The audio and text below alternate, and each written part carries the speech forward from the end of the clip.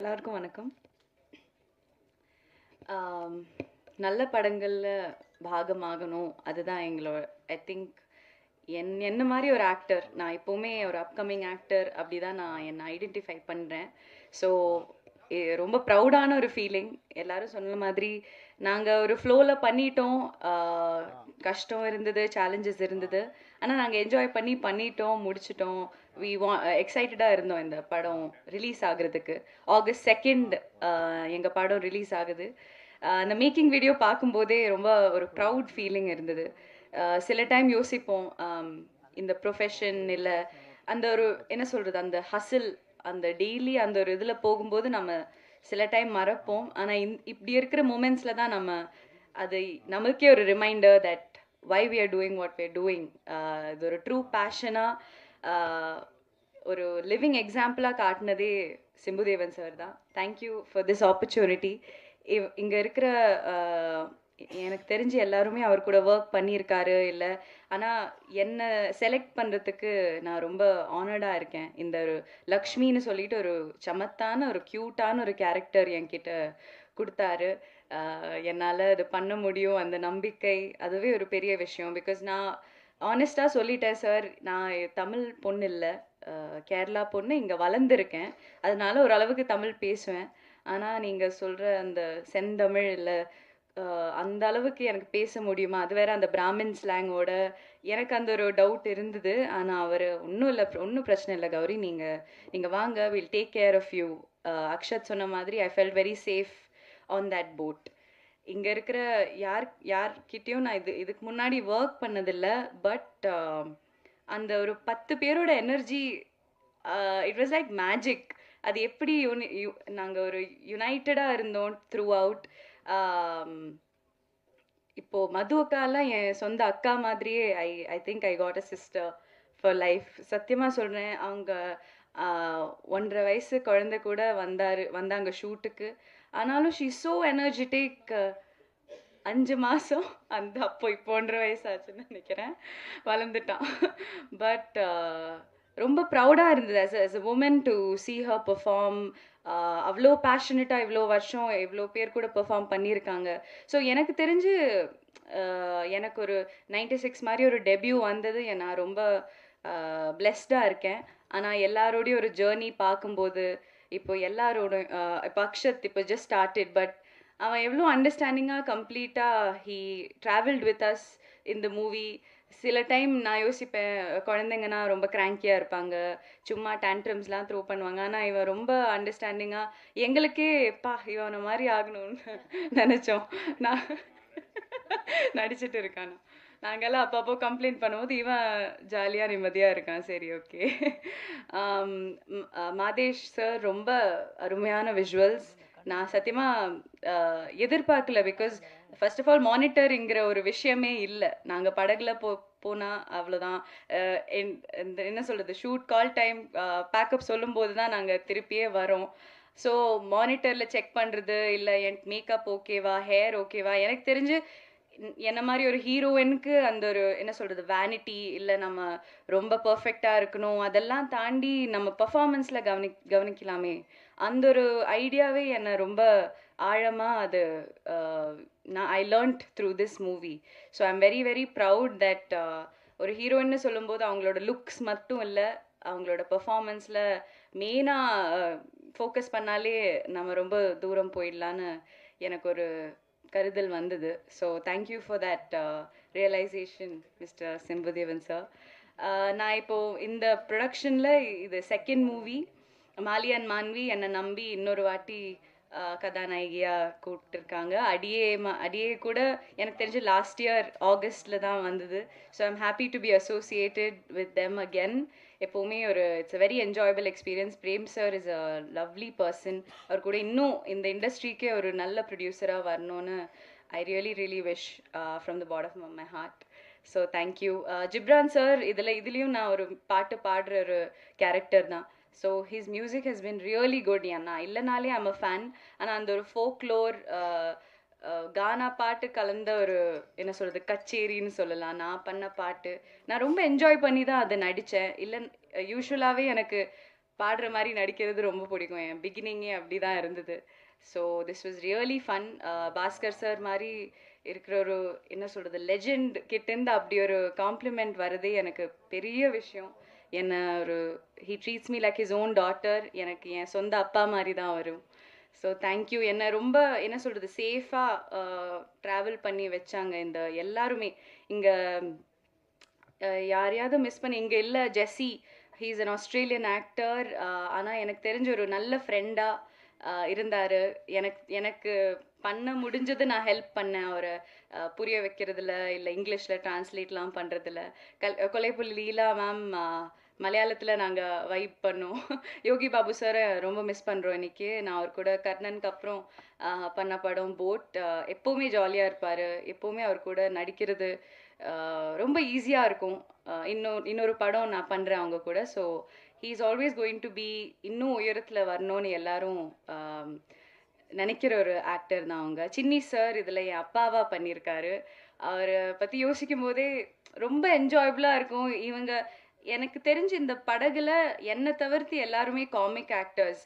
அதனால எனக்கு எப்போவுமே அவங்க இம்ப்ரவைஸ் பண்ணுவாங்க. அந்த மொமெண்ட்டில் என்ன பண்ணுவாங்க அந்த ஒரு மேஜிக்கில் எனக்கு I feel like I'm not a very humorous. எனக்கு அப்படிலாம் டப்புன்னு வராது. நான் ஒரு நாள் சிம்புதேவன் சார் கிட்ட போய் சொன்னேன், சார் எனக்கு கீப் அப் பண்ண முடியல, ஓவர் ஷேடோ ஆகிடுவேனான்னு எனக்கு டவுட். ஆனால் சொன்னாங்க, லக்ஷ்மி என் கேரக்டர் பேர், உங்களுக்கு ஒரு அழகான ஒரு ட்ராக் இருக்குது, நீங்கள் நான் சொல்கிறத மட்டும் நீங்கள் நம்பி செய்யுங்க, ஒன்றும் இல்லை. ஆனால் எனக்கு ஒரு பெரிய இன்டர்வியூலலாம் நான் இப்போ இன்றைக்கி சொன்னேன் தட் இந்த படகுல இருக்கிறது எனக்கு ஒரு ஒர்க் ஷாப் மாதிரி தான். டெய்லி ஒன்று நாங்கள் கற்றுக்கிட்டோம். அண்ட் என்ன மாதிரி இல்லை அக்ஷத் மாதிரி இருக்கிற ஆக்டர்ஸ்க்கு இது ஒரு லேர்னிங் தான். எல்லாம் இப்போது இந்த படத்தில் அது டெலிவர் ஆயிடுச்சான்னு எனக்கு தெரியல. ஆனால் கண்டிப்பாக இந்த லேர்னிங் நான் எப்போவுமே என் கூடயே கேரி பண்ணுவேன். And this has been a great experience.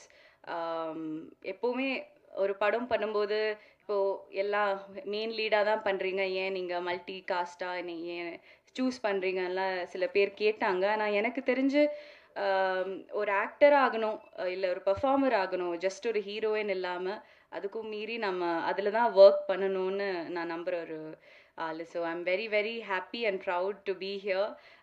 அவ்வளோ கஷ்டப்பட்டு நாங்கள் பண்ண படம். கஷ்டத்தை விட எனக்கு தெரிஞ்ச விஷுவலாக தியேட்ரிக்கலாக செம்ம எக்ஸ்பீரியன்ஸாக இருக்க போகுது. அது கண்டிப்பாக நம்ம பார்த்தாலே அது அந்த ஃபீல் வரும். இப்போது நம்ம அதுக்கு பிஹைண்ட் த சீன் என்ன நடக்குது அது எங்களோடது. ஆனால் தியேட்ரிக்கலாக நீங்கள் பார்க்கும்போது கண்டிப்பாக என்ஜாய் பண்ணுவீங்கன்னு ஒரு நம்பிக்கை இருக்குது. எல்லா ஃபுல் டீம் நாங்கள் ரொம்ப கான்ஃபிடெண்ட்டாக இருக்கோம். ஸோ August 2 சரி நம்ம ஓடிடியில் வரும்போது பார்க்கலாம், அந்த ஒரு மென்டாலிட்டி வேணாம். அது இல்லாமல் நீங்கள் தியேட்டர் வந்து சப்போர்ட் பண்ணுங்கள். இப்படி இருக்கிற படங்களுக்கு உங்கள் சப்போர்ட் தேவை. Because this is a theatrical film. அந்த மியூசிக்காக இருக்கட்டும், விஷுவலாக இருக்கட்டும், அந்த கலர்ஸ் எல்லாமே கடல் அவ்வளோ அழகு. எங்களுக்கே சொன்ன மாதிரி சிட்டியில் வளர்ந்துருக்கோம், அந்த எக்ஸ்போஷர் இல்லை. ஆனால் அங்கே போகும்போது தான் இவ்வளோ அழகு நம்மளை சுற்றியே இருக்கேன்னு ஒரு ரிமைண்டர் தான். ஸோ கண்டிப்பாக நீங்கள் தியேட்டரில் போய் என்ஜாய் பண்ணுங்கள். அப்புறம் உங்களோட விஷஸ் அண்ட் ஃபீட்பேக் கண்டிப்பாக எங்ககிட்ட சொல்லுங்கள். Thank you so much. புலிகேசிக்காக தான் ஃபஸ்ட்டு ரொம்ப வருஷம் முன்னாடி ஸ்டார்ட் பண்ணோம். ஆல்மோஸ்ட் சாங்லாம் 2-3 ஆக்சுவலி 4 சாங் கம்போஸ் பண்ணிட்டோம். ரொம்ப அந்த அந்த எக்ஸ்பீரியன்ஸ் ரொம்ப நல்லா இருந்துச்சு. அண்ட் பட் அது இப்போது 24 புலிகேசி தள்ளின உடனே தென் ஒரு ஷார்ட் ஃபிலிம்க்கு ஒர்க் பண்ணோம். அண்ட் அது முடித்த உடனேவே இந்த ஸ்டோரி சொன்னார். சொல்லும் போதே எனக்கு பயங்கரம் எக்ஸைட்டிங்காக இருந்துச்சு. நீங்கள் கடல்லையே போய் ஃபுல்லாகவே கடலையா அப்படின்னு. ஆமாம் அப்படின்னாரு. ஓகே, நீங்கள் எப்படி லைஃப் ஆஃப் பை மாதிரி செட்டு போட்டு ப்ளூ மேட்டில் இல்லை க்ரீன் மேட்டில் எடுக்க போகிறீங்களா அப்படின்னா, இல்லைங்க நாங்கள் கடலுக்கே போய் தான் எடுக்கிறோம் அப்படின்னாரு. ஓகே சரி ஓகேன்னு சொல்லி எனக்கு அது வரைக்கும் தான் எனக்கு அதுக்கு பின்னாடி எவ்வளோ ஒரு ஹார்ட் ஒர்க் இருக்கும் அப்படிங்கிறது எனக்கு அப்போ தெரியல. சரி சாங் கம்போசிங் ஆரம்பிச்சிட்டோம். பிகாஸ் அவர்கிட்ட எப்போவுமே ஒரு குவக்கினஸ் இருக்கும். ஒரு விஷயத்தை வந்து பார்த்திபன் சார் ஒரு விஷயத்தை வந்து ஒரு ஆங்கிளில் பார்க்குற மாதிரி சிம்புதேவன் அவரும் வந்து டிஃப்ரெண்ட் ஆங்கிளில் பார்ப்பார். சரி ஓகே ஃபஸ்ட்டு வந்து ஒரு கர்நாடிக் சாங் அப்படின்னாரு. ஓகே உத்தமில்லனுக்கு அப்புறம் ஓகே நல்ல கிளாசிக்கில் ராகம் பேஸில் பண்ணலாம் அப்படின்னோடனே ஓகே ஆனால் அது மெட்ராஸ் பாஷையில் இருக்கணும் அப்படின்னாரு. ஓகே சொல்லி அப்படி தான் அந்த சாங் சோகா சாங் பண்ணோம். சரி ஓகே நெக்ஸ்ட்டு சாங் கம்போஸ் பண்ணலாம் அப்படிங்கும்போது ஓகேங்க இப்போ வந்து ப்ராப்பரான மெட்ராஸ் கானா ஒன்று அப்படின்னாரு. ஓகேங்க. பட் இது வந்து கர்நாடிக் ஸ்டைலில் அந்த சரி சரி கம கமலாம் இருக்கணும் அப்படின்னாரு. So okay. பட் இந்த கான்ட்ராஸ்ட் பயங்கர சேலஞ்சிங்காக இருந்துச்சு. ஓகே. சுதா ரகுநாதன் மேம், பத்மபூஷன் அவங்க பாடியிருக்காங்க. பிகாஸ் அவங்க சாங் ஓகே சொல்லுவாங்களான்னே எங்களுக்கு ஃபஸ்ட்டு நினச்சிட்டு இருந்தோம். பட் கேட்டுட்டு அவங்க வந்து இல்லை இவ்வளோ அழகாக இருக்குது ராகத்தில் நான் பாடுறேன் அப்படின்னு சொன்னதே எங்களுக்கு ஃபஸ்ட்டு ஒரு டிக் மார்க். ஓகே அப்படின்னு.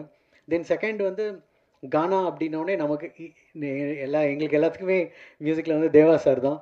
ஸோ சரி தேவா சார்கிட்ட கேட்டு பார்ப்போனாரு. அவரும் ரொம்ப க்யூட்டாக கேட்டுட்டு நல்லா இருக்கு நல்லா இருக்கு அப்படின்னு சொல்லிட்டு உடனே ரெக்கார்ட் பண்ணோம்.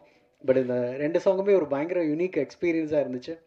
தென் எங்களுக்கு இன்னொன்று ஸ்க்ரீனில் சுதா ரகுநாதன் மேம் ரெக்கார்ட் பண்ணோடனே கௌரி அவங்களுக்கு மேட்ச் ஆகுமா அப்படின்னு ஒரு டவுட் இருந்துச்சு.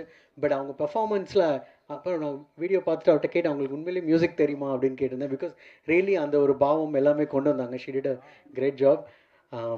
தென் பேக்ரவுண்ட் ஸ்கோருக்கு ஃபில்ம் வந்தாச்சு. அப்போ வந்து டோட்டலி அன்எக்ஸ்பெக்டடாக எனக்கு ஒரு சேலஞ்ச் ஒன்று இருக்குது. ஃபஸ்ட் ரீலில் ஒரு 10 மினிட்ஸ்க்கு அப்புறம் லேண்ட்லேருந்து கடலுக்கு போயிடுவாங்க. அப்புறம் லாஸ்ட் ஒரு 10 மினிட்ஸ் மறுபடியும் கடல்லேருந்து லேண்டுக்கு வந்துடுவாங்க. மீதி 4-5 ரீல் ஃபுல்லாகவே கடல்லே இருக்கும். எனக்கு நான் டவுட் ஆகிட்டு அவர்கிட்ட கேட்டேன், எனக்கு எங்கே ஃபுல் ஸ்டாப் வைக்கணும், எங்கே கமா வைக்கணும். ஏன்னா ஜென்ரலி டிரான்சிஷன்ஸ் நமக்கு ஹெல்ப் பண்ணும். திடீர்னு அட்லீஸ்ட் ஒரு காராவது நடுவில் போகும், இல்லாட்டினா வேறு ஒரு லொக்கேஷன் சேஞ்ச் இருக்கும். எனக்கு அது வந்து ஃபஸ்ட்டு ரொம்ப எங்கே ஆரம்பிக்கிறது எங்கே முடிக்கிறது மியூசிக்கை, ஏன்னா எமோஷன்ஸ் ரன் ஆகிட்டே இருக்கும். பட் அது வந்து இவங்க எல்லாரோட performance I should say hats off எல்லாத்துக்கும். ஏன்னா ஒவ்வொருமே பிகாஸ் இவங்க கியூ வந்து அவங்களோட எக்ஸ்ப்ரெஷனில் தான் இருக்கும். ஓகே இந்த எக்ஸ்ப்ரெஷனில் இங்கே கியூ ஆரம்பிக்கலாம், இங்கே எண்ட் பண்ணோம் அப்படின்னு. ஸோ எல்லாருமே அமேசிங் பர்ஃபார்மன்ஸ். தேங்க்ஸ் எனக்கு கியூஸ் கொடுத்ததுக்கு. அண்ட் இன்னொரு விஷயம், இந்த படம் வந்து ஒரு ப்ரொடியூசராகவும் சிம்புதேவன் அவரை நான் பார்த்தேன். அண்ட் அவர் ரொம்ப ஸ்ட்ரகிள் பண்ணதையும் இந்த சென்ஸ் எல்லாத்தையும் ஒன்று சேர்த்து எல்லா டிபார்ட்மெண்ட்ஸ்லேருந்தும் அதை ஜாயின் பண்ணி பார்க்கணுன்னு அண்ட் அந்த விஷன் ஒன்று இருந்துச்சு அவருக்கு. And through out the journey, because நிறைய ப்ரொடியூசர்ஸ் கிட்ட இன்ட்ராக்ட் பண்ணும்போது ஒரு இடத்துல அவங்க வந்து கொஞ்சம் ஒரு ட்ராப் ஆவாங்க. படம் ஓகே நமக்கு 1 மந்த் அழுது 2 மந்த் அழுதுனாலும், பட் அவரோட பாசிட்டிவிட்டி வந்து ஐ ஷுட் ரியலி சே. ஏன்னா அந்த பாசிட்டிவிட்டி தான் எனக்கும் ரிஃப்ளெக்ட் ஆகும். பிகாஸ் நாங்கள் ரீ ரெக்கார்டிங் பண்ணும் பொழுதும். அண்ட் அது ஐ ஷுட் அப்ரிஷியேட் யூ.